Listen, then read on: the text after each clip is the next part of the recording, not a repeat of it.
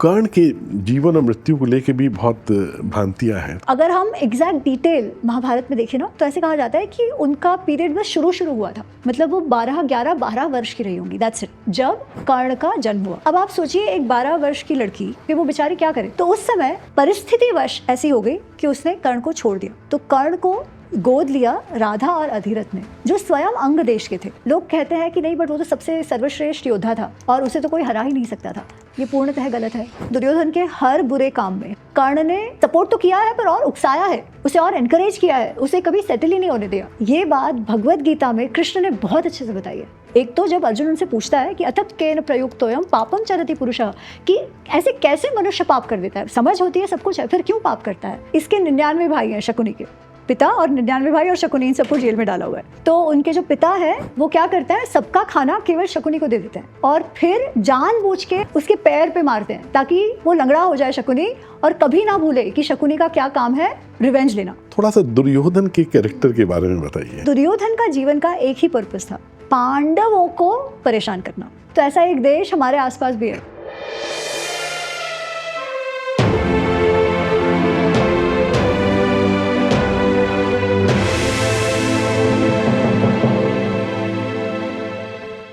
हमारे जो युवा हैं वो सीधे होते हैं, गलबल होते हैं, इनोसेंट होते हैं। वो नहीं समझ पाते कि उनको जो परोसा जा रहा है वो एक पर्टिकुलर एजेंडा के तहत लाया जा रहा है। The entire movement of Prachyam and the mission of Prachyam is against all this, you know, all these false narratives, and I am very clear about this. हमारा आपका सबका कर्तव्य, देखिए ये बहुत बड़ा पाप मैं इसको मानता हूँ।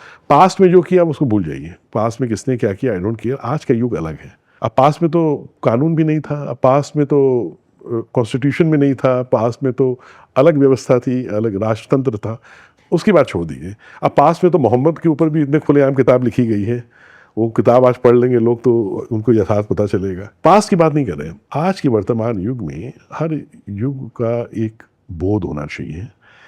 इस युग में क्या करना चाहिए, क्या नहीं करना चाहिए, हमें लगता है इसकी गाइडलाइंस होनी चाहिए। और हमें लगता है कि कोई भी अगर जानबूझ के डिस्टॉर्ट कर, विश्व में कोई भी, चाहे वो ऑड्रे ट्रस्के भी कर रही हो हमारे धर्म ग्रंथों को, तो उसके खिलाफ मुकदमा कर देना चाहिए। एक्चुअली ऑड्रे ट्रस्के तो बहुत डेंजरस है, बहुत डेंजरस है, क्योंकि वो तो एकेडमिक बन रही है, सर्चर ऑफ ट्रूथ जैसे अपने आप को कर रही है। इनफैक्ट एक तो फिक्शन है, चलो लोग क्रिएटिव लिबर्टी में लिख देते हैं, वो तो एक चीज़ है। पता है वो एजेंडा और प्रोपेगेंडा कब ज़्यादा वो महत्वपूर्ण हो जाता है उसको टैकल करना।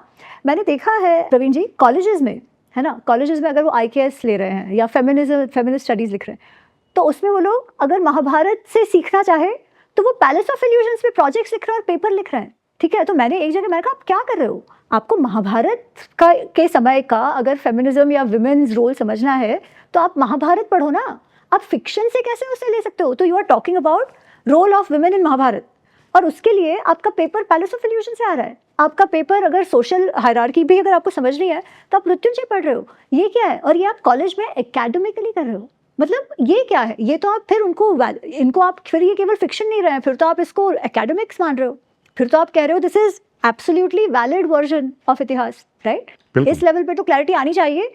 और आपको, आप किसी को लिखना ना लिखना तो नहीं अवॉइड कर सकते, परंतु कॉलेजेस को तो गाइडलाइन अवश्य जा सकती है ना, कि अगर आप ये रिसर्च वर्क कर रहे हो उसमें तो गाइडलाइंस अवश्य जा सकती है। That clarity has to be there, it's a civilisational clarity which is required. Absolutely. तो द्रौपदी का एक और पात्र हो गया जिसको डिस्टॉर्ट किया गया है। और कौन से पात्र हैं जिसके महाभारत के पात्रों को जानबूझ के, ये बहुत नया है एक्चुअली, ये डिस्टॉर्शन जो है ना ये बहुत नया है। ये तो BR चोपड़ा महाभारत में भी नहीं है, थोड़ा सा है, वहाँ से शुरू होता है। तो हमने BR चोपड़ा महाभारत में अगर हम शकुनी का कैरेक्टर देखते हैं तो हमेशा हमको याद है वो गुफी पैंटल, ग्रेट एक्टर है ना, तो उन्होंने वो काला धोती पहना हुआ है और फिर लंगड़ के भांजे करके चल रहे हैं ना, तो उनको लंगड़ता दिखाया गया है। जबकि महाभारत में शकुनी के लंगड़ने की कोई भी बात नहीं है, ठीक है। इनफैक्ट इसकी तो मेरे ख्याल से कोई इंटरव्यू था गुफी पैंथल जी का जिसमें वो कहते हैं कि उनको लग गई थी पैर में, ठीक है, किसी इसमें, तो वो लंगड़ रहे थे, तो उनको उन सबको लगा, वो जो उनका शूट का टीम जो था, कि भाई ये कैरेक्टर के साथ जा रहा है, तो वहाँ से वो लंगड़ापन आ गया, वो टीवी में आ गया। उसके बाद लोगों ने समझा कि वो लंगड़ते ही है। फिर उसकी बैक स्टोरी भी चाहिए ना कि लंगड़ना कहाँ से हो रहा है। तो आप अगर पिछले 10-12 साल में देखोगे तो कहानियाँ आ गई है कि वो लंगड़ कैसे रहे, कैसे उनका पाँव टूट गया, जिसमें फिर उन्होंने ये कथा आती है कि गांधारी तो मांगलिक थी, ठीक है, गांधारी मांगलिक थी। तो जब धृतराष्ट्र और गांधारी का विवाह निश्चित हो जाता है तो भीष्म पितामह को बताया नहीं जाता कि वो मांगलिक है, इसलिए भीष्म पितामह गुस्सा हो जाते हैं और गांधारी के पूरे परिवार को कैद कर लेते हैं। अच्छा, इस सब टाइम पे गांधारी हस्तिनापुर में मजे कर रहे हैं, ठीक है, पर भीष्म पितामह उनके सारे परिवार को कैद कर लेते हैं और केवल मुट्ठी भर चावल देते हैं खाने के लिए, ठीक है। और इसके 99 भाई हैं, शकुनी के पिता और 99 भाई और शकुनी, इन सबको जेल में डाला हुआ है। तो उनके जो पिता है वो क्या करते हैं, सबका खाना केवल शकुनी को दे देते हैं और फिर जानबूझ के अपने वो डाइस से या कुछ कथा है उसके पैर पे मारते हैं ताकि वो लंगड़ा हो जाए शकुनी और कभी ना भूले कि शकुनी का क्या काम है, रिवेंज लेना। बकवास, ऐसा कुछ भी नहीं है महाभारत में, एब्सोल्युटली कुछ भी नहीं है। बहुत प्यार से गांधारी का विवाह हुआ है धृतराष्ट्र के साथ, अरेंज मैरिज है। हस्तिनापुर बहुत बड़ा, बहुत समृद्ध राज्य है, गांधार छोटा है। तो परिवार और राज्य देखकर सुबल जो पिता है, उनको जब कहा जाता है कि लड़का अंधा है तो थोड़ा सोचता है वो, पर उनको लगता है नहीं, परिवार अच्छा है, राज्य अच्छा है, समृद्ध है, तो प्यार से शादी कर दे रही है। ये कोई भी बैक स्टोरी नहीं है, बिल्कुल भी नहीं है। अच्छा, अब इसका प्रॉब्लम क्या है, इस बैक स्टोरी का प्रॉब्लम क्या होता है पता है? जब फिर एनालिसिस होता है महाभारत का कि महाभारत क्यों हुआ, इनफैक्ट ये जो दोनों इतिहास हमारे पास है, ये इतिहास क्यों है, ये क्या सिखाते हैं हमें, सबसे बड़ा प्रश्न तो यही है ना। क्योंकि अगर हम इतिहास का अगर हम डेफिनेशन देखें तो केवल ये डॉक्यूमेंटेशन ऑफ द पास्ट नहीं है, इसे कहते हैं पूर्ववृत्तम कथायुक्तम। जो पहले हुआ है कथा के रूप में हमें बताया गया है, परंतु साथ साथ धर्म अर्थ काम मोक्षाणाम उपदेशम समन्वितम। धर्म अर्थ काम मोक्ष जो चतुर्विध पुरुषार्थ है उनका उपदेश हमको इतिहास से मिलता है। अर्थात हमारे पूर्वजों के जीवन से हमें हमारे जीवन में जीने की सीख मिलती है, क्या करना चाहिए क्या नहीं करना चाहिए, धर्म क्या है अधर्म क्या है, ये समझाने के लिए, ये बताने के लिए, ये सिखाने के लिए ये इतिहास है। अब उसमें आप पूरी कथा ही बदल दो, फिर ये क्या हो गया, फिर अगर ये धर्म अधर्म तो नहीं रहा ना, फिर तो भीष्म पितामह ने जो किया शकुनी के साथ वो गलत था। तो शकुनी जो है वो केवल रिवेंज ले रहा है, इसमें उसमें सीखने वाली कौन सी बात है ना। फिर आपने कृष्ण को भी झुठला दिया, फिर आपने गीता के लेसन्स को भी झुठला दिया, फिर आपने जो द्वेष, जो वो कह रहे हैं कि द्वेष का पेड़ दुर्योधन है, वो कुछ बचता ही नहीं है ना, क्योंकि ये तो धर्म युद्ध फिर शकुनी का हो गया। आपने पूरे इतिहास को तो नकार ही दिया, वैल्यू सिस्टम्स को भी नकार दिया, कुछ सीखने जैसा रहा ही नहीं। तो ये जो नया जो क्रिएट हुआ है, और आजकल तो क्या हुआ है पता है, जो आप कह रहे हो ना कि there should be some rules, ये इंस्टाग्राम के कारण तो कोई कुछ भी बोल रहा है कि कुछ भी, और कहीं से कोई कथा सुना रहा है, कोई कथा फिर वो उस पर ऐड कर रहा है, सब चलता है क्लिक के नाम पर। तो ये नया है जो शायद बी.आर. चोपड़ा महाभारत जी में भी नहीं हुआ है। ऑफकोर्स उसमें वो लंगड़ा घुसा दिया तो उसका पूरा बैकग्राउंड स्टोरी है। तो ये इनफैक्ट शकुनी को जितना बुरा दिखाया जाता है उतने शायद वो नहीं है। ऑफकोर्स वो हर बात में दुर्योधन का साथ ही दिया है उन्होंने, पर दो ऐसे प्रसंग हैं जब दुर्योधन ने भी जब शकुनी ने भी दुर्योधन को समझाने का प्रयत्न किया है कि तुम क्यों जल रहे हो, तुम्हारे पास सब कुछ तो है, तुम्हारे पास सब कुछ है, तुम खुश रहो। पर दुर्योधन कह रहा है नहीं, मैं तो नहीं जी सकता पांडवों की समृद्धि देखकर। और कर्ण बीच में आ जाता है कि भाई कोई कुछ लड़े ना लड़े, मैं हूं ना, मैं ऐसे मार दूंगा उनको, मैं जैसे कार्तिकेय ने सारे असुरों को भगा दिया था वैसे मैं मार दूंगा, वगैरह वगैरह, ऐसा सारा कर्ण कहते रहता है। तो ये तीसरा एक है। बाकी अगर आप देखो तो जिस प्रकार युधिष्ठिर को दिखाया गया है, युधिष्ठिर को धर्मराज कहते हैं, उसका कोई कारण है, परंतु जनरली अगर आप युधिष्ठिर का देखें तो सबको वही लगता है कि भाई वही है, ना डिसीजन ले पाते हैं ना कुछ कर पाते हैं, अपनी जो वाइफ है उसको दांव पे लगा दिया। ऑफ कोर्स वो हुआ है प्रसंग, है ना, पर अगेन महाभारत रामायण हमें सिखाने के लिए है। कर्ण से भी सीखने का है, युधिष्ठिर से भी सीखने का है, द्रौपदी से भी सीखना है, राइट। इन सब से हमें यही सीखना है कि किस प्रकार जब मनुष्य काम क्रोध लोभ मोह मत मात्सर्य, इस षड रिपु जो हम कहते हैं कि उसमें जब फंस जाता है तो किस प्रकार उसकी बुद्धि नष्ट हो जाती है और किस प्रकार गलत निर्णय लिए जाते हैं। लाइफ में गलतियां होने के फिर वो जब गलत निर्णय होते हैं उसके बाद आप क्या करते हो, उसके बाद how do you salvage that situation, या आपको अवेयरनेस भी है या नहीं है। तो जीवन में निर्णय कैसे लेने चाहिए, किस भाव से लेने चाहिए, ये सिखाने के लिए ये दो धर्म ग्रंथ हमारे पास है। अगर हम उससे सीखे ही ना, केवल जजमेंट करके रह गए या केवल कहानियां समझकर उसको क्रिएटिव लिबर्टी ले लेके कुछ भी अपना पर्सपेक्टिव या ऑप्रेस्ड एंड ऑप्रेसर और सब देखना शुरू हो गए, फिर तो जो अर्थ था उनका वही नष्ट हो गया। एक और बात जो शायद पात्र से रिलेटेड ना हो, पर मुझे लगता है ये क्लैरिफाई करना बहुत आवश्यक है, जो शायद हमने शुरुआत करी थी जिस पॉइंट से कि history is written by victors, है ना। इसीलिए जो जीतता है वही हीरो बनता है और जो हार जाते हैं वो बेचारे अच्छे हो तो भी क्या पता, और अगर हम हमारा इतिहास देखें, कॉलोनियल हिस्ट्री वगैरह, तो सही भी है ना, जिस तरीके से उन्होंने डिस्टॉर्ट किया है। परंतु हमें ये समझना है कि महाभारत और रामायण विजेताओं ने नहीं लिखा है, ये कोई पांडवों ने कमीशन नहीं किया था हिस्ट्री राइटिंग, है ना, या श्री राम ने कमीशन करके नहीं लिखा है। महाभारत की रचना तो पांडवों के मृत्यु के बाद हुई है। और किसने करी है? कोई कोर्ट पोएट नहीं है कि भाई राजा के लिए लिख रहे हैं। ऋषि है वेदव्यास। ऋषि उन्हीं को कहा जाता है जो हमेशा सत्य पर आरूढ़ हो।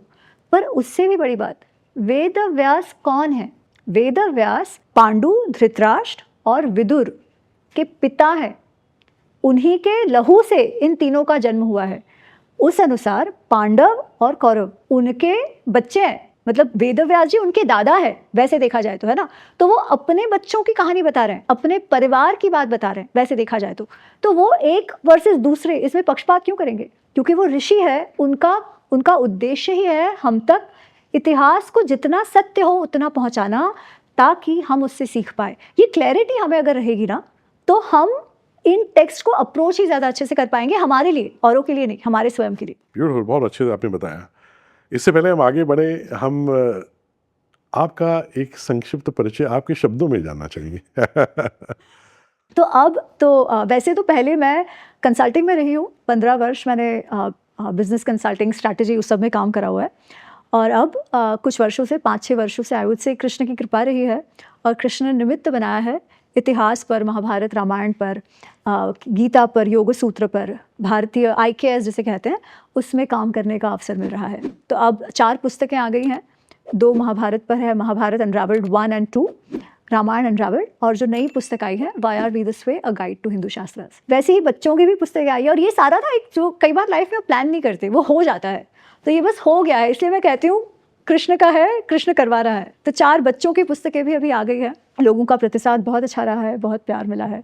तो अभी जहाँ तक काम हो पा रहा है, करवा रहे हैं, निमित्त बन रहे हैं, तो चल रहा है। अब हमारा जो अगला प्रश्न है वो ये है कि थोड़ा सा दुर्योधन के कैरेक्टर के बारे में बताइए। जो पात्र है दुर्योधन का, वो इंटेंस है, बहुत है, मतलब उससे रिलेट करना कभी कभी मुश्किल हो जाता है कि कोई इतना कैसे हो सकता है, वेनिमस या, है ना, या जो भी विशियस, या आप जो भी बोले, जेलस, है ना, मतलब क्या है उसके पीछे का जो यथार्थ है उसके, है ना, क्या उसकी मानसिकता है? How do you analyse Duryodhan, you know, इस character? Although I would say I admire him also sometimes. मतलब मैं अपनी अगर व्यक्तिगत राय बताऊं तो, क्योंकि जो भी है वो मृत्यु अंतिम सांस तक वो अपने कन्विक्शन पे ही रहा है, उसको कोई हिला नहीं पाया है। अच्छा, कोई हिलाने की कोशिश करता था, समझाने की, तो कर्ण आके पानी फिर देता था। हाँ, एब्सोल्युटली, आपने एकदम सही कहा, और आपने एकदम सही कहा, कन्विक्शन बहुत ज़बरदस्त था। तो मैं हमेशा जब दुर्योधन की बात करती हूँ ना, मैं हमेशा कहती हूँ कि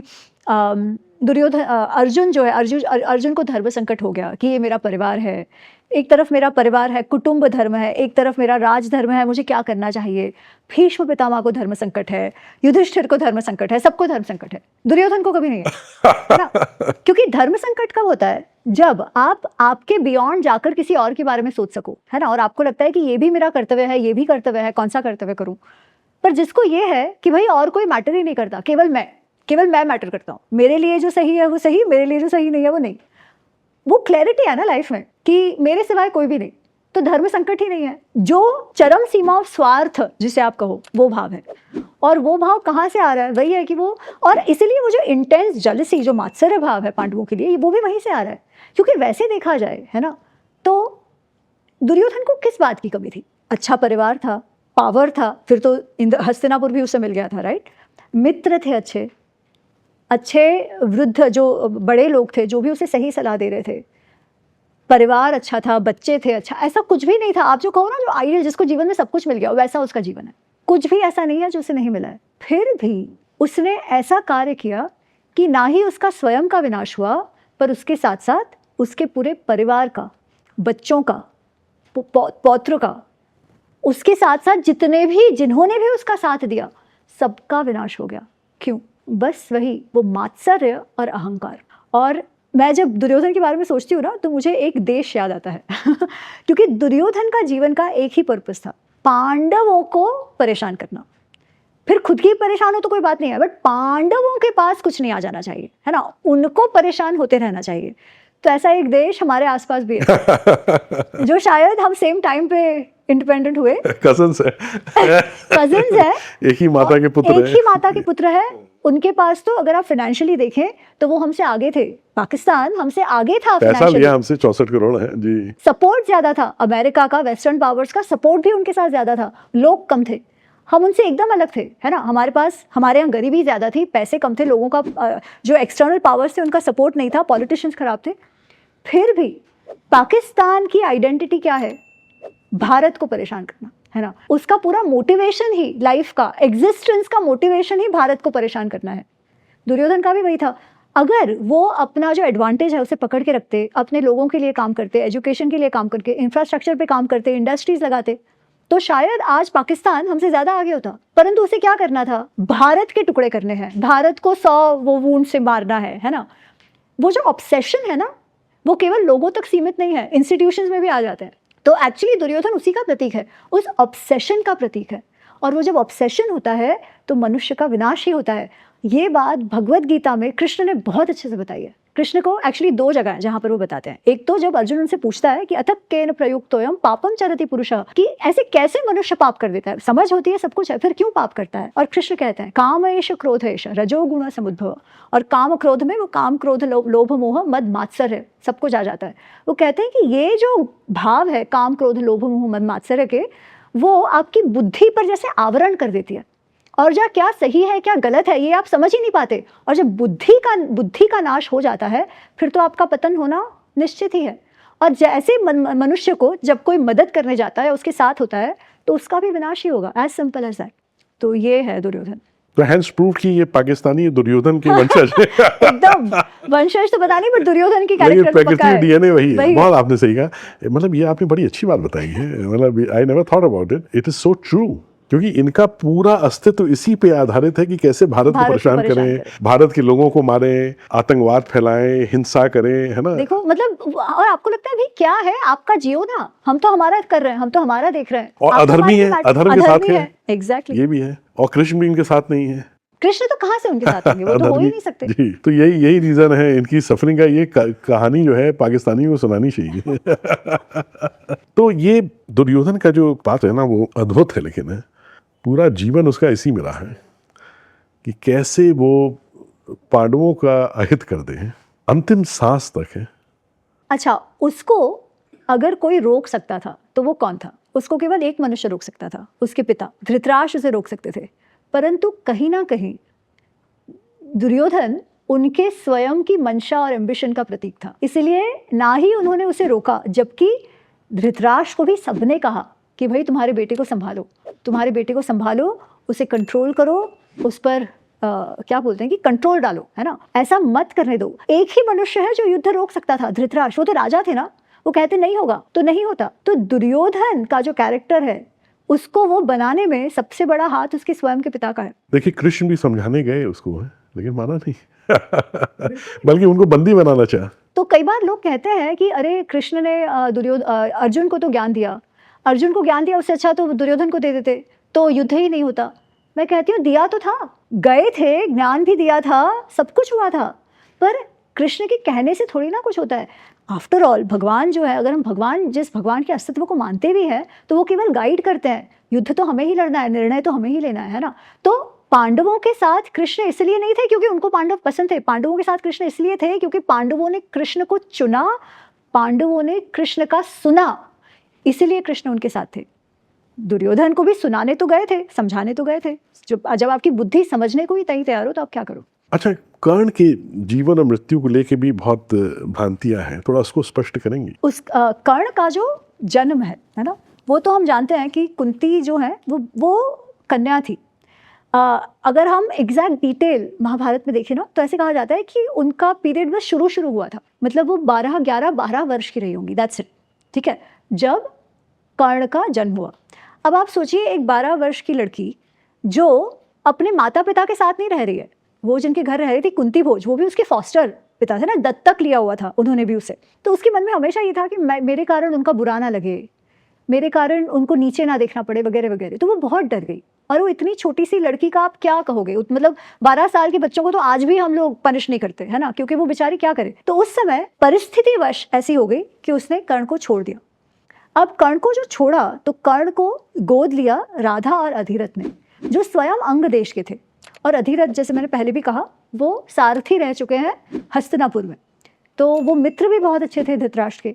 उनको कोई बच्चा नहीं हुआ था, तो इसीलिए वो कर्ण को दत्तक लेते हैं, अपना बेटा के तौर पे अपनाते हैं। उसके बाद तो उनको भी और बच्चे हुए, पर सबसे बड़ा जो उसमें है वो कर्ण है।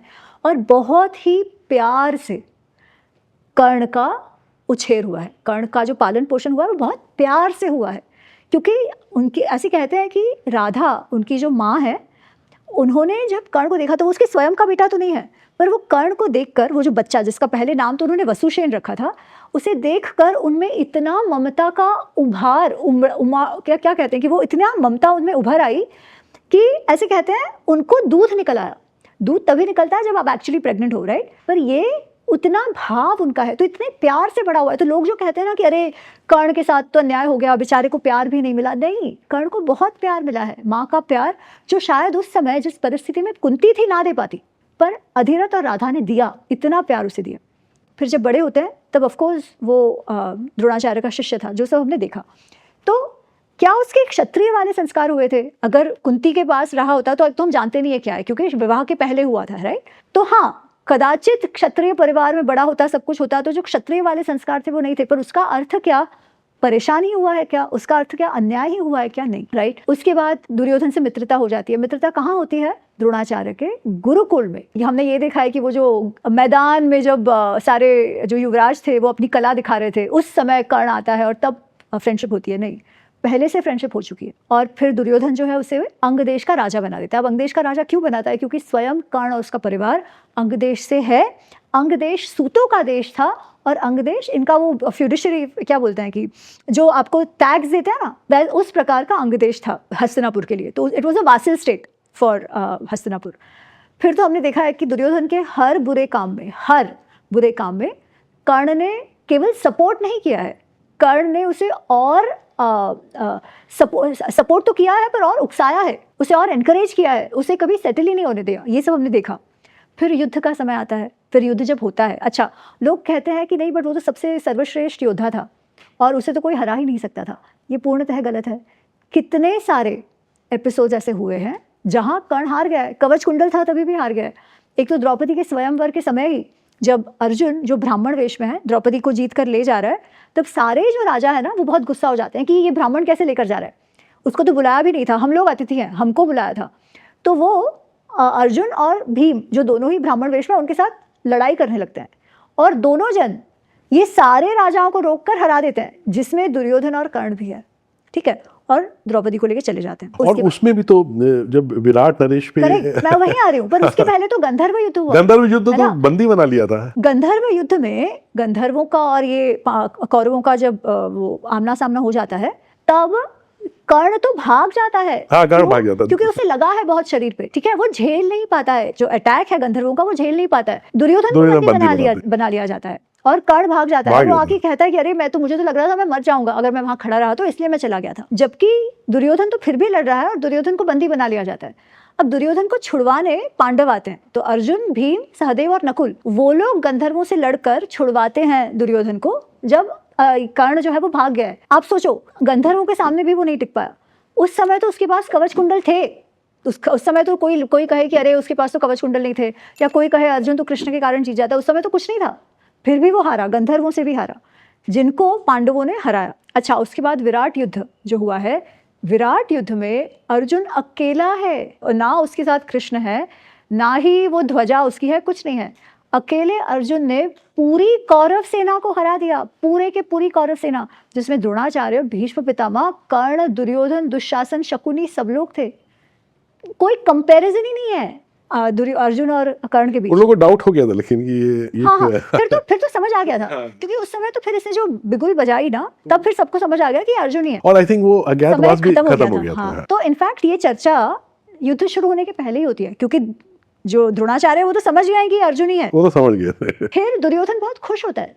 दुर्योधन कहता है ठीक है, अगर अर्जुन है ये तो और अच्छी बात है, हम लोग ने उनको पकड़ लिया, उनका अज्ञातवास पूरा नहीं हुआ है, हमने तो उनको पकड़ लिया, अब इनको हम वापस वनवास पे भेजेंगे। तो भीष्म पितामह कहते हैं नहीं, इनका हो चुका है, उनका जो 13 वर्ष तो पूरे हुए ही है, उसके ऊपर 5 महीने हो गए, ऐसा कहते हैं भीष्म पितामह। तो उस समय वो बात हो चुकी है, तो दुर्योधन को पता है पूरा हो गया है, पर उसको मन से एक्सेप्ट नहीं करना है, तो ऐसा है। तो इसलिए हाँ, उस समय उनका अज्ञातवास पूरा हुआ है। फिर जब युद्ध होता है तो युद्ध में 10 दिन तो कर्ण जो है वो युद्ध के बाहर बैठा, क्योंकि भीष्म पितामह के साथ ईगो बैटल हो गया था। 11वें दिन से वो आता है तो ही इज फ्रेश, बाकी सब तो 10 दिन से ऑलरेडी लड़ चुके हैं, है ना। और वो जब से आता है वो ये कह रहा है कि तुम देखना मैं तो कैसे इन सबको हरा देता हूँ। 11वें दिन 12वां दिन कुछ नहीं हुआ। 13वें दिन चक्रव्यूह होता है ना। चक्रव्यूह में अभिमन्यु के सामने भी कर्ण टिक नहीं पाता, कोई भी नहीं टिक पाता, केवल कर्ण की बात नहीं है, इतना छोटा अभिमन्यु वो जैसा लड़ता है, अरे बाप रे बाप, जो उसने अपना कौशल, जो अपना शौर्य दिखाया है, अनादर लेवल, जो सामर्थ्य दिखाया है, जो कला दिखाई है, अनादर लेवल, उसको 6 योद्धा एक साथ उस पर अटैक करते हैं, जिसमें कर्ण भी है और द्रोणाचार्य भी है, ठीक है। ये 6 लोग एक साथ उस पर अटैक करते हैं, तब उसे वो रोक पाते हैं। उसमें कर्ण है जो अभिमन्यु के सामने भी नहीं टिक पाया। हम क्या अर्जुन के साथ कंपैरिजन कर रहे हैं। अच्छा, उसके बाद जयद्रथ वध का जो दिन, 14वें दिन पे कौरवों को एक काम करना था, केवल एक, जयद्रथ को बचाना था। अगर जयद्रथ बच जाता तो अर्जुन अपना जीवन त्याग देता, प्रतिज्ञा पूर्ण करता और ये बच जाते। इनफैक्ट जयद्रथ तो चले जा, जब उसे पता चलता है अर्जुन के शपथ का, तो वो तो चले जाना चाहता है, वो कहता है मुझे लड़ना ही नहीं है, मैं जा रहा हूँ। पर दुर्योधन और द्रोणाचार्य उसे आश्वस्त करते हैं कि अरे तुम चिंता मत करो, हम सब लोग तुम्हारी रक्षा करेंगे। और वैसा ही व्यूह बनाया हुआ है, 3 लेवल का व्यूह बनाया हुआ है द्रोणाचार्य ने, उसको भेद कर, 3 लेवल्स को भेद कर अर्जुन अंदर गया है और जयद्रथ का वध किया है। ये कोई भी कुछ ना कर सके। उस समय कर्ण के साथ 2-3 बार भिड़न हो गई है अर्जुन की, और हर बार कर्ण को पीछे भागना पड़ा है। ऑलरेडी वो हो चुका है, ठीक है। तो इतने सारे योद्धाओं के होते हुए भी जयद्रथ को वो लोग नहीं बचा पाए, और ये लोग कंपैरिजन की बात कर रहे हैं अर्जुन के साथ। इनफैक्ट मैं सबको कहती हूँ कि अपने बच्चे हैं ना, उनको बताइए अर्जुन ऐसा क्यों है। और इसीलिए मेरी जो वो चिल्ड्रंस बुक्स की मैं बात करी थी, एक बुक जो मेरी है वो है माय फ्रेंड अर्जुन, जिसमें अर्जुन स्टूडेंट के जब था तब कैसे था, उसमें ये जो एक्सीलेंस है ना, जो सामर्थ्य, जो कृष्ण कहते हैं कि योगः कर्मसु कौशलम, एक्सीलेंस इन एक्शन, वो अर्जुन में है। और वो भगवान ने नहीं दी है, उसने वो डेवलप करी है अपने फोकस से, अपने कमिटमेंट से, अपने कॉन्सेंट्रेशन से, अपने निरंतर चल रहे अभ्यास से। अर्जुन इसलिए बन पाया क्योंकि अर्जुन ने वो मेहनत करी, और वो सारे बच्चों को, सारे स्टूडेंट्स को बताने की आवश्यकता है। तो खैर उस समय जयद्रथ को भी नहीं बचा पाए, तब भी कर्ण था, है ना। इसलिए कोई कंपैरिजन ही नहीं है। फिर लोग कहते हैं उसको छल से मार दिया, बाबा छल से भी नहीं मारा है, कोई ज़रूरत नहीं थी कर्ण को नीचे उतरकर वो पहिया निकालने की। कितने सारे लोगों के रथ टूटे हैं, पहिए धस गए हैं, कितनी सारी बार हुआ है ना। वो कहता है, कर्ण उतरता है और वो कहता है कि भाई अर्जुन तुम अपना धर्म समझो, तुम मुझ पे अटैक मत करो, मैं अपना पहिया बाहर निकालूंगा वगैरह वगैरह, तुम धर्म को समझो। और कृष्ण कहते हैं तुम धर्म की बात करो, तुम्हारे जैसे जो नीच लोग हैं ना, वो इसी समय जब खुद पर आती है तभी धर्म को याद करते हैं। कहाँ था तुम्हारा धर्म जब तुम अब तक दुर्योधन के हर खराब कार्य में साथ दे रहे थे? जब द्रौपदी का अपमान किया तब तुम्हारा धर्म कहाँ था? जब अभिमन्यु पे सब साथ में मिलकर आप सबने अटैक किया तब कहाँ था तुम्हारा धर्म?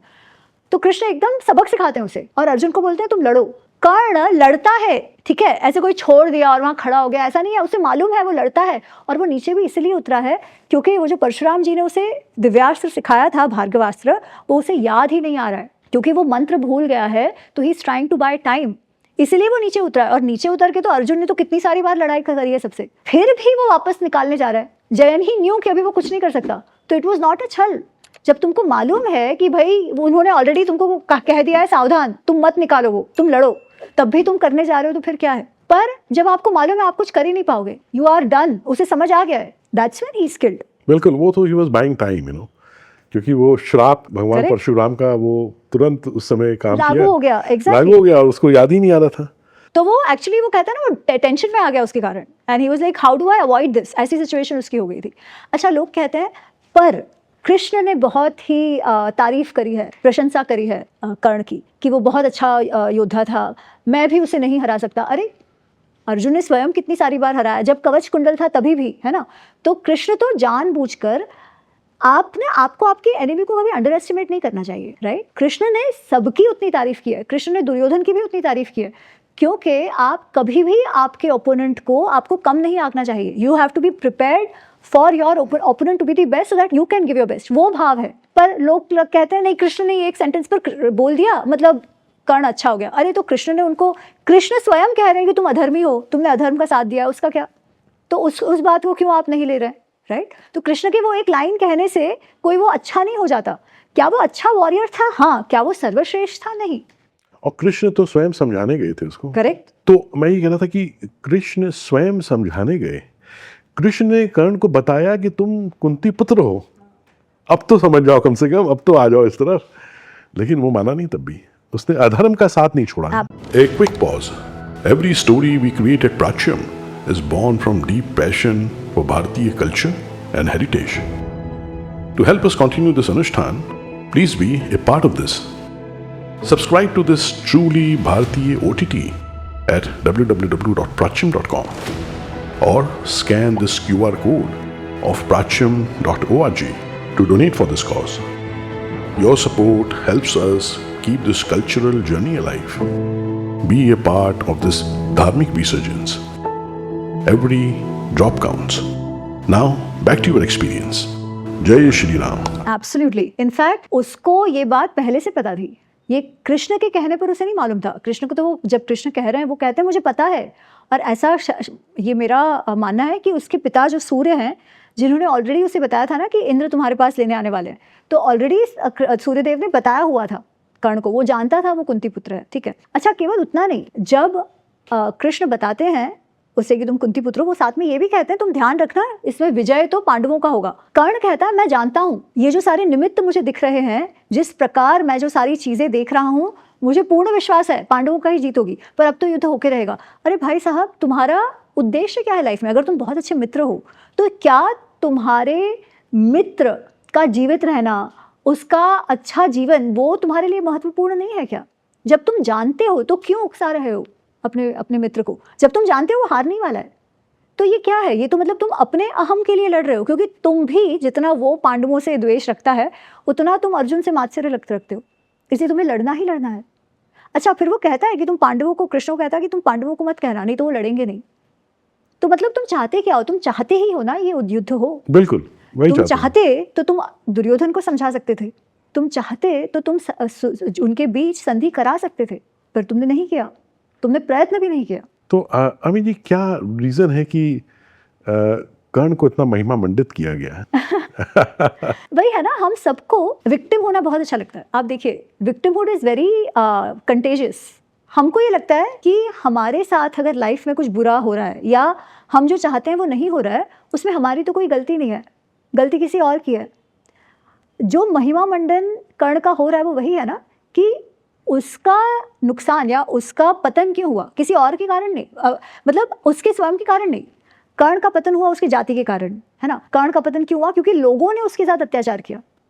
उसमें तो सारे अच्छे ही गुण थे, पर लोगों ने परेशान किया, जाति, रॉन्ग जाति में बड़ा हुआ, इसके कारण कर्ण जो है उसका बुरा हुआ। हमारा भी वही है। It's very easy to relate to that भाव, है ना, कि हमारा भी अपने अंदर झांक के देखना, इंट्रोस्पेक्शन, और ये मानना कि भाई हमारे में कोई अवगुण है जिसके कारण हम आगे नहीं बढ़ रहे। ये तो कठिन है ना, क्योंकि फिर हमें उस अवगुणों के लिए कुछ करना पड़ेगा।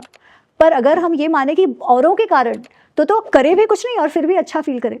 ये विक्टिमहुड ओलंपिक्स क्या होता है? यही तो है। और इसीलिए हम पात्र भी वैसे ही चाहते हैं। अच्छा लगता है हमको कि भाई अत्याचार हो गया उसके साथ, तो बेचारा, नहीं तो वो तो राजा बन जाता, वो तो सबसे अच्छा होता, पर बेचारा परिस्थितियों के कारण, है ना, तो वो अच्छा लगता है। जबकि मुझे लगता है कि जितना विक्टिमहुड हमने कर्ण पर डाला है, कर्ण को कभी उतना विक्टिमहुड नहीं था। उसने कभी इस प्रकार विक्टिमहुड जताया नहीं है।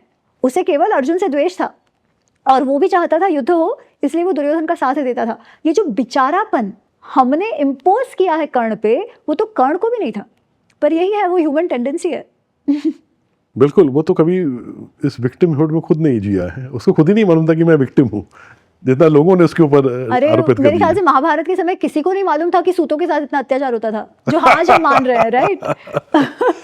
बहुत सही। क्योंकि सूत ही वो नहीं है जो हम समझ रहे हैं। और कर्ण के बारे में कोई ऐसे पक्ष जो अभी तक इस तरीके से डिस्टॉर्ट किए गए हैं? एक प्रसंग जो है उसके बारे में लोग बात करते हैं, वो द्रौपदी के स्वयंवर का है कि द्रौपदी कहती है सूतम न वरयामी, कि द्रौपदी का जब स्वयंवर हो रहा है तब द्रुपद उनके जो पिता हैं उन्होंने वो एक यंत्र बनाया हुआ है और उस पर निशाना लेके जो भी वो निशाना ले पाएगा वो द्रौपदी से विवाह करेगा, ये उसका चैलेंज था।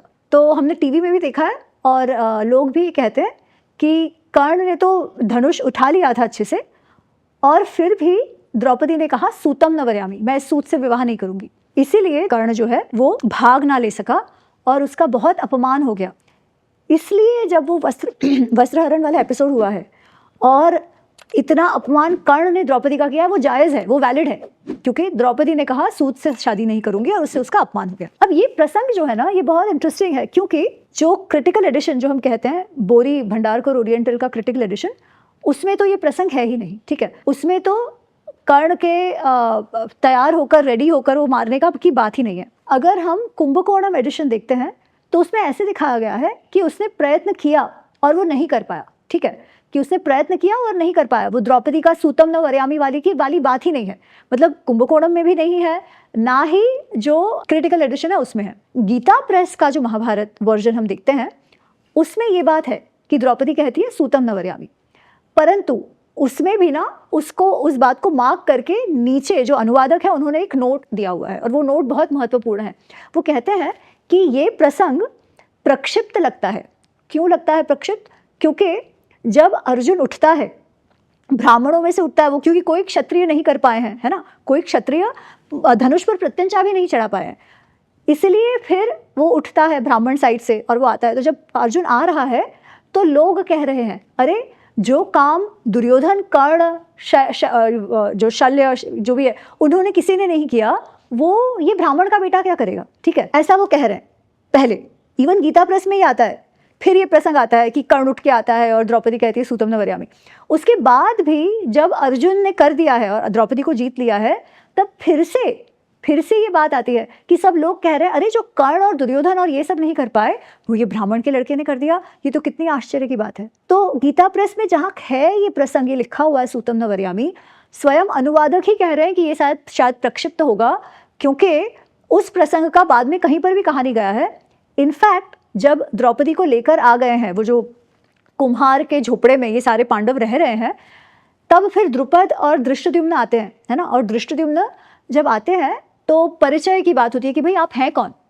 द्रुपद और धृष्टद्युम्न जानना चाहते हैं कि जो हमारी बेटी को जीत कर ले आए वो है कौन, तब तक वो जानते नहीं ये पांडव है। तो युधिष्ठिर कहते हैं आपने जब स्वयंवर का अनाउंसमेंट किया तो उसमें ये कहीं नहीं कहा था कि कौन सी जाति का होना चाहिए, कौन से कुल का होना चाहिए, आपने केवल इतना कहा था वो जो चैलेंज करेगा उतना ही आपने कहा था। इसलिए अब आप खुश रहिए, पर मैं आपको इतना विश्वास दिलाना चाहता हूँ कि हम आपको बुरा नहीं लगेगा, हम जो भी हैं वो जानकर आपको बुरा नहीं लगेगा। तो वो ये कह रहे हैं कि आपने कोई ऐसा अनाउंसमेंट नहीं किया था कि कुल जाति कौन सी होनी चाहिए, ठीक है। तो ये हम सब अगर साथ में जोड़े तो ये लगता है कि वो प्रसंग जिसमें द्रौपदी मना करती है विवाह करने का वो हुआ ही नहीं है, सूतम न वरयामी या सूत से विवाह नहीं करूंगी। इसीलिए क्रिटिकल एडिशन जिसने 1200 मैन्युस्क्रिप्ट्स को कंपेयर करा उसने इस प्रसंग को नहीं डाला, तो इसमें वो आता ही नहीं है प्रसंग। और जैसे मैंने कहा सदन दाक्षिणात्य जो है उसमें तो पूरा डिस्क्रिप्शन है कि किस प्रकार कर्ण ने प्रयत्न किया और नहीं हुआ। पर ये सब छोड़ भी दे, ठीक है, तो वो स्वयंवर था, स्वयं अपने वर को चुनना। प्रत्येक स्त्री को अधिकार था तब स्वयंवर में ये चुने कि किससे विवाह करना है और किससे नहीं करना है। तो अगर वो एक को चुन रही है तो बाकी सबको मना ही कर रही है ना। तो अगर वो कह रही है कि मुझे इससे विवाह नहीं करना है तो उसमें गलत क्या है? उसके लिए क्या वो किसी का वस्त्रहरण करेंगे क्या, क्योंकि आपको शादी करने से मना कर दिया? अगर करा भी है तो क्या, राइट। तो मुझे ये लगता है कि जो जस्टिफिकेशन महाभारत में कर्ण ने भी नहीं दिया है वो हम कहाँ देने चले कि उसने बोल दिया सूत को से शादी नहीं करूंगी इसलिए हाँ उसका उसे वैश्या कहना और सब कुछ जायज़ है, ये कैसे हो सकता है, राइट। तो ये और एक प्रसंग है जिस पर कंट्रोवर्सी होती है। दो चीज अब है क्विकली है ना हमारे दर्शकों के लिए, कवच कुंडल क्या था, क्या इसकी कथा है? कवच कुंडल जो महाभारत में दिया हुआ है तो उसमें ऐसा दिया है कि जब सूर्य से जन्म हुआ है कर्ण का जो बच्चा है वो स्वयं कुछ कवच और कुंडल के साथ ही जन्मा था। अब वो क्या है मैं नहीं जानती, है ना, पर कहा ऐसे जाता है कि वो अमृत के बने थे। हो सकता है कि ये कोई मार्किंग हो शरीर पर या कुछ एक्स्ट्रा कुछ हो, पता नहीं, पर वो अमृत के बने थे, ये बात आती है। तो क्योंकि वो अमृत के बने थे इसीलिए कर्ण को हराया तो जा सकता था पर मारा नहीं जा सकता था। इन द सेंस उसकी कोई उसे युद्ध में उसकी मृत्यु हो जाए ये पॉसिबल नहीं था। वो भाग जाए ये हो सकता है, ठीक है, उसे आप सारे अस्त्र शस्त्र उसके गिरवा दो और वो सरेंडर कर ले, ये सब हो सकता है, पर उसे मार नहीं सकते। ये उसकी खासियत थी। ऐसा नहीं था कि कवच कुंडल के कारण उसे आप हरा ही ना सको, नहीं तो फिर गंधर्व युद्ध में वो क्यों भाग जाता। ऐसा भी नहीं था कि उसके कारण उसे चोट नहीं लग रही थी, चोट भी उसे लगती थी, है ना, तो ऐसा नहीं था। पर हाँ, अगर कवच कुंडल होते तो जो डिस्क्रिप्शन दिया गया है उसके अनुसार कदाचित उसे मारना कठिन होता, कदाचित। तो क्या होता है फिर कवच कुंडल के साथ है? कवच कुंडल तो बात ये आती है कि इंद्र जो है वो जानते हैं कि भाई ये युद्ध होने वाला है, और जब युद्ध होता है ना प्रवीण जी, तो देखिए आज भी जो युद्ध होता है तो हम क्या करते हैं कि हर एक प्रयत्न करें कि हमारी साइड स्ट्रांग हो, आवश्यकता हो या ना आवश्यकता हो, है ना। अगर हम जानते हैं कि कोई कहीं पर कुछ फ्लॉ दिख सकता है या कहीं पे कुछ एडवांटेज सामने वाले को है, और अगर हम वो एडवांटेज ले तो हर वो प्रयत्न होता ही होता है, भले ही वो कितना बड़ा या छोटा प्रयत्न हो, right. You have to be ready every way, you have to prepare every way. तो जब युद्ध ऑलमोस्ट डिसाइड हो गया है तब इंद्र जो अर्जुन के पिता कहे गए हैं वो जाने वाले होते हैं कवच कुंडल ले लेने, बिकॉज कवच कुंडल कर्ण को एडिशनल एडवांटेज दे रहा था, है ना। वो स्किल का नहीं था, वो एडवांटेज और किसी के भी पास नहीं था, और वो केवल जन्म के कारण था, है ना, और कुछ नहीं था। केवल जन्म के कारण उसका वो जो भी एडवांटेज था वो था, उसके स्किल का कोई लेना देना उसमें नहीं था। पर ये बात सूर्य को समझ पता चल जाती है कि इस प्रकार इंद्र आने वाले हैं, तो सूर्य ऑलरेडी बता देते हैं कर्ण को कि इस प्रकार इंद्र आएंगे, ब्राह्मण वेश में आएंगे, क्योंकि वो जानते हैं कि तुम उस समय जब तुम प्रार्थना कर रहे हो, तुमसे कुछ मांगा जाए तो तुम दे देते हो, तो वो तुम्हारे पास आएंगे, तुम्हारा कवच कुंडल मांगेंगे, तुम मत देना। कर्ण कहता है ऐसा तो हो नहीं सकता, क्योंकि मैंने तो प्रतिज्ञा की है, कोई भी मेरे पास कुछ भी मांगेगा तो मैं दूंगा, ठीक है। और ये प्रतिज्ञा भी उसने गंधर्व युद्ध के बाद की है बाय द वे, ठीक है, नॉट बिफोर दैट। तो सूर्य कहते हैं तुम ऐसे मत करना, कुछ सामने मांग लेना। तो फिर जब इंद्र आते हैं तब कर्ण जानता है कि इंद्र आए हैं कवच कुंडल मांगने, तो पहले तो वो इंद्र से कहते हैं कि नहीं आप जो और कुछ मांग लो, कवच कुंडल मत मांगो क्योंकि वो तो मेरे शरीर का भाग है, आपको और कुछ भी चाहिए तो मांग लो। इंद्र कहते हैं नहीं मुझे कवच कुंडल ही चाहिए। तो कर्ण कहता है ठीक है, पर आपको मैं एक शर्त पे दूंगा। लोग कहते हैं कि इंद्र ने उसके कवच कुंडल के दान से प्रसन्न होकर उसे अपनी शक्ति दे दी थी, जबकि महाभारत में ऐसा नहीं है। महाभारत में ये शर्त स्वयं कर्ण ने रखी है कि मैं आपको अपने कवच कुंडल तभी ही दूंगा जब मुझे आप ऐसा अस्त्र देंगे जिससे मैं मार सकूं अर्जुन को, ठीक है। तो इंद्र मान जाते हैं और वो कहते हैं मैं तुम्हें मेरी वासावी शक्ति देता हूं, पर वो तुम एक ही बार यूज कर सकते हो। जिस पर भी तुम यूज करोगे वो अमोघ है, वो डेफिनेटली वो हिट करेगी टारगेट को, पर वो तुम एक ही बार यूज कर सकते हो और फिर वो मेरे पर आ जाएगी। और वो तभी यूज कर सकते हो जब तुम किसी इक्वल से लड़ रहे हो। कर्ण कहता है ठीक है, उसे एनीवे सिर्फ अर्जुन के लिए ही चाहिए होता है और कोई तो मैटर नहीं करता उसे। तो वो जो शक्ति है वो ले लेता है और इंद्र को वो कवच कुंडल दे देता है। अच्छा, वो कवच कुंडल उसके शरीर का भाग है ऑब्वियसली, राइट। तो वो जब वो निकालता है शरीर से तो ऑब्वियसली खून हो जाता है। तो वो 2 वरदान इनफैक्ट उसने मांगे इंद्र से। एक तो ये कि भाई आप मुझे आपका अस्त्र दीजिए, और दूसरा कि मेरे शरीर पे कोई दाग ना रह जाए क्योंकि मैं चमड़ी से फाड़ के दे रहा हूँ। तो इस प्रकार उसने दिया है। तो हाँ, क्या उसमें वो शारीरिक क्षमता थी कि वो शरीर से फाड़ के दे? डेफिनेटली थी, वो भी एक बड़ी बात है, नो डाउट। पर क्या वो टेक्निकली दान था? तो वो भी नहीं था। वो सामने कुछ मांग लेता है, विच इज़ फाइन। मुझे लगता है कोई भी समझदार को ये करना चाहिए था, उसमें कोई बुरी बात नहीं है सामने मांग लेना, पर फिर उसे दानवीरता में मत खपाओ, right. It was a transaction. उसने बहुत सोच समझ कर सामने ऐसा अस्त्र मांगा जिससे एटलीस्ट उसके मन में ये था कि मैं अर्जुन को इससे डेफिनेटली मार सकता हूँ। अब उसने उसका उपयोग नहीं किया, वो अलग बात है, पर उसने मांग तो लिया था। जस्ट क्यूरियस कि सूर्य देव और कुंती का पुत्र, ऐसी प्रकृति उसकी क्यों थी? पर अगर आप देखो ना प्रवीण जी, तो ये तो अभी भी कितने सारे ऐसे हैं। रावण जो है, रावण के पिताजी विश्रवा ऋषि बहुत महान ऋषि थे, है ना। उनकी पत्नी केकसी, वो भी कोई राक्षस समाज से थी, पर वो कोई बुरी नहीं थी, वो भी अच्छे भाव की है। इनफैक्ट वो तो कुबेर को बहुत पसंद करती है और उन्होंने हमेशा सही सलाह ही दी है रावण को। फिर भी रावण जो था वो निकला ना। तो आज भी आप देखिए, कई बार माँ बाप बहुत अच्छे होते हैं पर 2nd जनरेशन 3rd जनरेशन एकदम ही विकृत होता है। तो ये यहाँ होता तो है। सूर्य देव है हमारे। हाँ ये नहीं वही या तो मतलब ये कह सकते हैं कि वो उसकी जो संगति थी उसका दुष्परिणाम था। संगति का एक्चुअली नहीं ना, संगति कई बार आप फ्रेंड्स ही वैसे बनाते हो जो आपकी प्रकृति है। ये भी है, उसकी मित्रता जो है दुर्योधन दुशासन से हुई है। करेक्ट, और वो भी कहाँ, गुरुकुल में। गुरुकुल में, राइट, हाँ। तो ये तो दुर्योधन का उसके उपकार करने से पहले की बात है। तो अभी before I come to the other characters, you know my very pertinent question to you is, actually उस पर मैं एक बात और कहूँ, आपका पिछला प्रश्न क्योंकि बहुत अच्छा था। जेनेटिकली आप में क्वालिटीज आ सकते हैं, मतलब स्किल्स आ सकते हैं, आपका लुक जो है, स्किल जो है, कोई सामर्थ्य है वो आ सकता है, परंतु जेनेटिकली वर्च्यू नहीं आता। जो वर्च्यू कहता है ना कि अच्छा कर्म, वो सब नहीं आता। वो तो प्रत्येक मनुष्य का खुद का होता है और वो डेवलप करना पड़ता है। तो वहीं पर इशू हो जाता है कि हाँ वो तेज, ये नहीं था कि उसमें तेज नहीं था, ये नहीं था उसमें बुद्धि नहीं थी, ये नहीं था उसमें शौर्य नहीं था, वो सब था, पर विवेक बुद्धि आपकी सही से काम ना करे तो क्या करो, काम क्रोध लोभ मोह इतना अधिक है तो क्या करो। तो वो तो फर्क मनुष्य का पड़ता है ना, तो वर्च्यू जेनेटिकली नहीं पास होता। तो इसके कारण आई थिंक जो होता है वो very well said. So before you know I come to you with you know about other characters, a very pertinent question, very important question. आपने बहुत गहराई से अध्ययन किया है मूल महाभारत महाकाव्य का। ये जो वर्णन आए हैं अनेक बार दिव्यास्त्रों के, ये क्या थे? ब्रह्मास्त्र फॉर एग्जाम्पल, क्या था Brahmastra? What is your understanding, your, है ना, आज अपने एक रैशनली अगर हम सोचें तो what was that, what was the science behind that, of what magnitude and calibre you know those weapons were? थोड़ा सा एनलाइटन अस। तो वेरी ऑनेस्टली एटलीस्ट ग्रंथ पढ़कर आपको उसके पीछे का साइंस तो नहीं समझ आता है ना, तो वैसा कुछ भी नहीं दिया हुआ। इसलिए आज जो भी लोग बात करते हैं दिव्यास्त्र को लेकर, वो सबका अपना अपना अजम्पशन है। पर हम ये जानते हैं कि कुछ कुछ अस्त्र जो थे वो सिंपल थे और लोग यूज़ करते। जैसे वरुणास्त्र है, तो वरुणास्त्र का ये कहते थे कि जब अगर आप वरुणास्त्र चलाओ तो बारिश आ जाए, वरुणास्त्र चलाओ तो भूमि से पानी निकल आए। अब वो अस्त्र क्या होते थे, वो मंत्र से होते थे कि आपका जो आपकी बाण है वो तो वही के वही होते थे, पर मंत्र से उसमें शक्ति भरी जाती थी, ये कहते हैं। तो मे बी उस समय के जो लोग थे उनकी ये कैपेसिटी होती थी वो मंत्र को सशक्त, मतलब उतना पावर उसमें इन्फ्यूज़ कर पाए, कुछ सर्टन साधना से या कुछ तो होता होगा, है ना। तो कुछ कुछ सिंपल थे, जैसे रौद्रास्त्र वगैरह, रौद्रास्त्र नहीं, जैसे वरुणास्त्र वगैरह जो सब लोग यूज़ कर पाते थे। कुछ कुछ जो थे वो सबके पास नहीं थे, जैसे ब्रह्मास्त्र है या ब्रह्मशीर्ष है या पशुपतास्त्र है। ये पाने के लिए भी, ये मंत्र पाने के लिए भी आपको बहुत तपस्या करनी पड़ती थी, और आप उसके लिए लायक है कि नहीं ये भी देखा जाता था।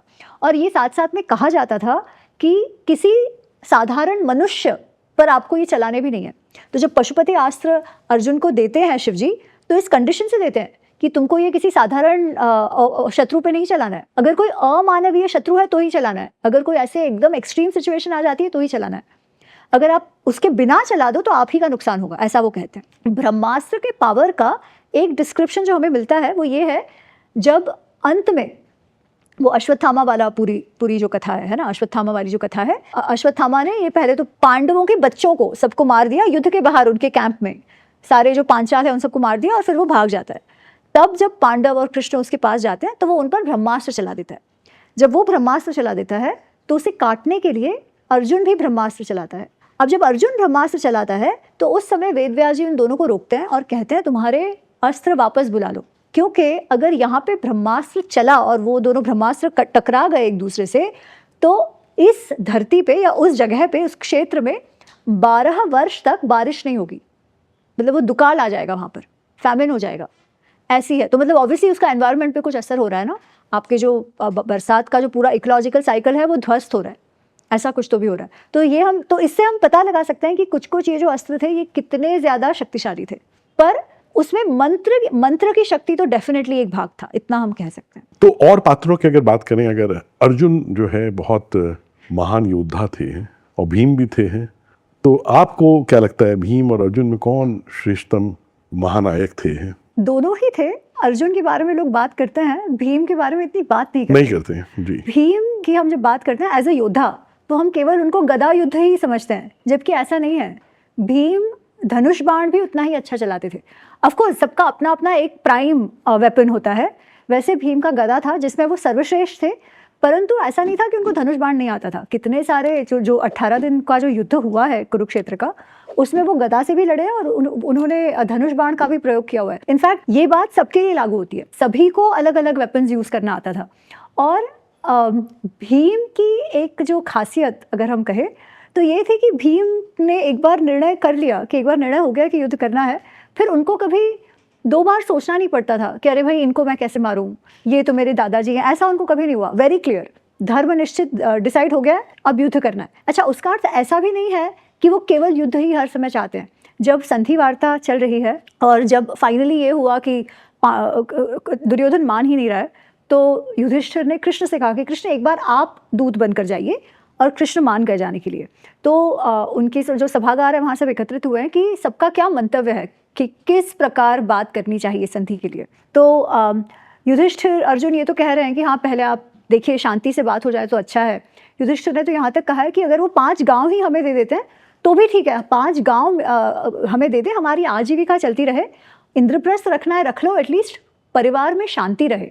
अगर 5 गांव से वो काम हो जाता है तो आप ये बात करना। और सबके आश्चर्य के बीच भीम भी उस बात से सहमत होते हैं।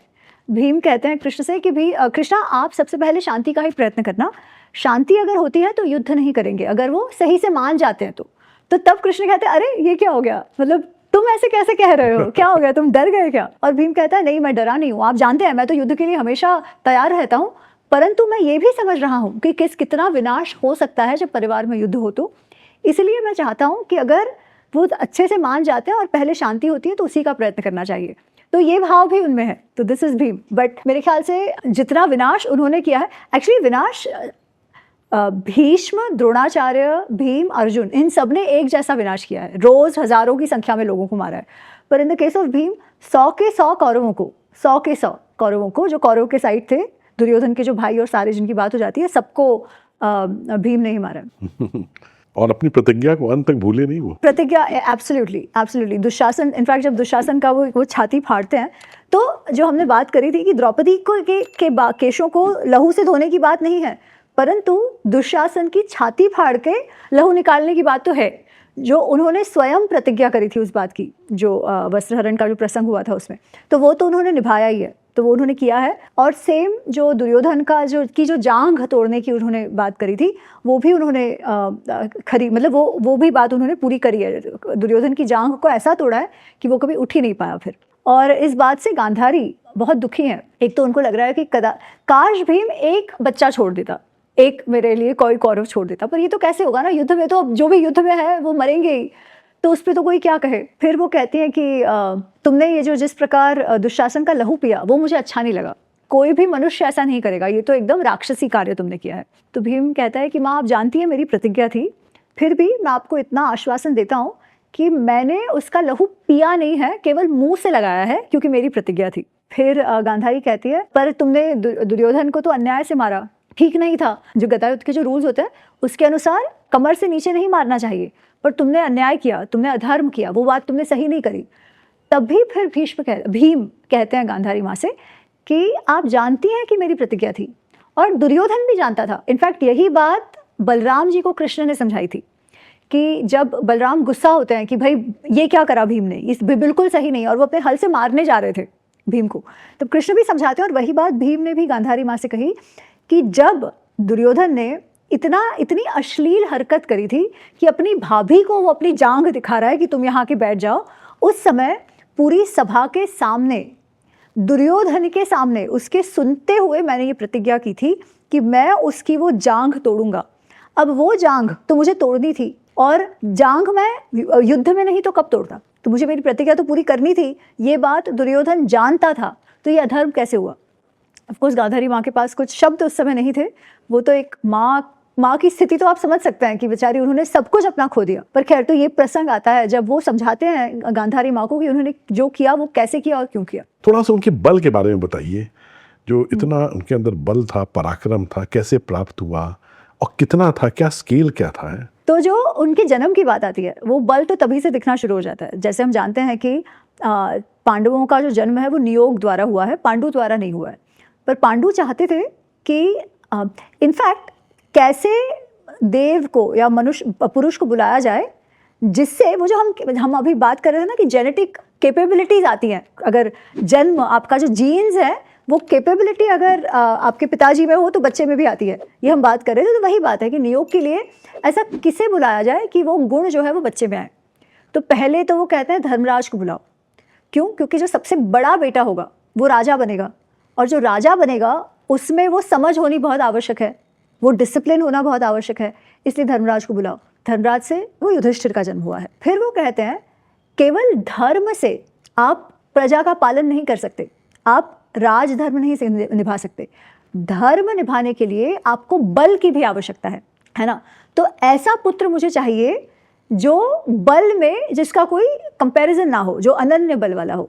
वो किससे? तो वायु देव जो है, वो जो वायुदेव वाली जो क्वालिटी है वो बल की क्वालिटी, जो हनुमान जी के लिए भी वायुदेव के पुत्र ऐसे कहा जाता है ना, वो बल वो वायुदेव से आता है, इसलिए वायु को बुलाओ, जिसमें वो, या जैसे भी आप समझे कि वायु वाली जो कैपेबिलिटी बल जिसमें था उसे बुलाओ। उससे भीम का जन्म हुआ है। तो बात ऐसी आती है महाभारत में कि उसका बस जन्म हुआ है, बच्चा है वो अभी, ठीक है, चल भी नहीं रहा है, बच्चा है, कुंती माँ की गोद में है। वो तो पहाड़ पर जंगल में बड़े हो रहे थे, है ना, तो जन्म भी जंगल में हुआ था। तो कुंती माँ उसे गोद में लेके बैठी थी और तभी शेर के दहाड़ने की आवाज़ आती है। तो वो इतनी ज़ोर की आवाज़ है कि कुंती माँ डर जाती है और ऐसे उठ जाती है वो एकदम धक्का के कारण, और वो बच्चा नीचे गिर जाता है, भीम। तो ऑफकोर्स उनको लगता है बाप रे बाप, वो इतना छोटा सा बच्चा नीचे गिर के पत्थर पर गिरा है। पर फिर वो देखती है कि भीम को तो कुछ नहीं हुआ, पर वो जो पत्थर है, वो शिला है, वो ही टूट जाती है। एंड शी इज अमेज्ड कि भाई कि इतने छोटे बच्चे में भी इतनी शक्ति है। अच्छा, ये तो जन्म के समय की शक्ति, तो शक्ति तो उसमें थी ही। अब जब वो लोग सारे पांडु की मृत्यु के बाद जब हस्तिनापुर जाते हैं, तो वहाँ पर भी सारे जो कौरव है ना, दुर्योधन को छोड़ के बाकी सारे जो कौरव भाई, वो हमेशा भीम से बहुत दूर रहने का प्रयत्न करते हैं, क्योंकि वो मस्तीखोर भी बहुत है। भीम जो है वो मस्तीखोर भी बहुत है। तो सपोज वो पेड़ पे बैठे हैं, पेड़ पे चढ़ के बैठे हैं, तो ये पेड़ का तना हिला देंगे और वो सारे नीचे गिर जाएंगे, इस प्रकार से उनकी छोटी छोटी मस्ती ऐसी थी। और एनीवेज दुर्योधन को तो पहले से ही उन पे द्वेष था, प्लस इनकी मस्ती, तो वो सब षड्यंत्र रचते हैं कि इनको भीम को मार देंगे। तो एक बार वो पिकनिक पे ले जाते हैं और भीम के खाने में जहर मिला देते हैं, एज वी नो, और वो जहर के कारण, और जहर मिलाने के बाद उसे यमुना नदी में फेंक देते हैं। अब जब वो यमुना में फेंके गए हैं, तो बात ऐसी आती है कि जो नाग समाज के जो लोग हैं वो उनको बचाते हैं, या नाग उनको बचाते हैं, जिनमें उनके नाना के नाना ऐसा कुछ भी है वो उसमें है। तो वो पहचानते हैं कि ये तो मेरे पौत्र का पौत्र है। तो वो कहते हैं अरे इसको तो हमें बचाना है, इसको मारना नहीं है। फिर वो क्या करते हैं, वो उसे ऐसा एक पेय देते हैं जिससे उसकी शक्ति और भी बढ़ जाती है। तो ऐसे कहते हैं कि वो पेय पीने के बाद तो 10,000 हाथियों में जितनी शक्ति है वो भीम में आ जाती है। तो ऐसी बात है। इसीलिए जो मैंने कहा कि युद्ध में तो वो दिखता ही है, कुरुक्षेत्र युद्ध में, पर उसके अलावा जिस प्रकार भीम ने वो जो हिडिंब को मारा है, जो राक्षस हिडिंब को, जब वो वापस वो लाक्षागृह के बाद वापस जब वन में जाते हैं, जिस प्रकार हिडिंब को मारा है, या किमीर को मारा है, या बकासुर को मारा है, या कीचक को मारा है, वो ना फाइट सीक्वेंस देखने जैसे, मतलब पढ़ने जैसे। भाई साहब, वो सारे मल्ल युद्ध हुए, हाथों से युद्ध हुए, कोई भी वेपन लिए बिना। जिस प्रकार भीम ने इतने बलशाली राक्षसों का कचूमर बना दिया है, मतलब आप आयु के, वो इतना विविड डिस्क्रिप्शन है कि पूछिए मत। और फिर जब कीचक वध की बात आती है, तब तो लिटरली ऐसी जो डिस्क्रिप्शन है कि कीचक का शरीर ही नहीं रहा है, वो एक केवल मांस का गोला बन गया है। उसके जो हाथ पांव लिम्ब सारे वो उन्होंने ऐसे वो गोले के अंदर ढकेल दिए ऐसे, तो ऐसे उसको मारा है। और कीचक भी अत्यंत बलशाली है। कीचक को जब मारा जाता है और जब वो बात दुर्योधन को पहुंचती है, तो दुर्योधन कहता है इसे बलराम, भीम या शल्य, ऐसे एक किसी और की बात है, इनके अलावा तो कोई मार ही नहीं सकता, क्योंकि इतना शक्तिशाली, अमंग्स द स्ट्रॉन्गेस्ट मैन, इस प्रकार कीचक का आता था। और उस कीचक को भीम ने ऐसे मारा। और जरासंध को, यस, वो तो रह गया, जरासंध को, जिसे कोई और नहीं मार सकता था। वो जो युद्ध चला, जो बात आती है, अगर इवन एग्जैजरेटेड हो तो भी मैं कह रही हूँ, 14 दिन और 14 रात वो युद्ध चलता है कंटिन्यूस, और फिर एकदम वो फाड़ देते हैं उसे। अब थोड़ा सा हम जानना चाहेंगे भीष्म के पात्र के विषय में। एक वो अद्भुत धर्म के स्तंभ थे, प्रतीक थे, लेकिन फिर भी एक नैतिक दुविधा में फंस गए थे। वो धर्म संकट जिसको कहते हैं, कौन सी भूल उनसे हुई, कौन सा धर्म संकट था जिसमें फंस गए, थोड़ा सा इस पे।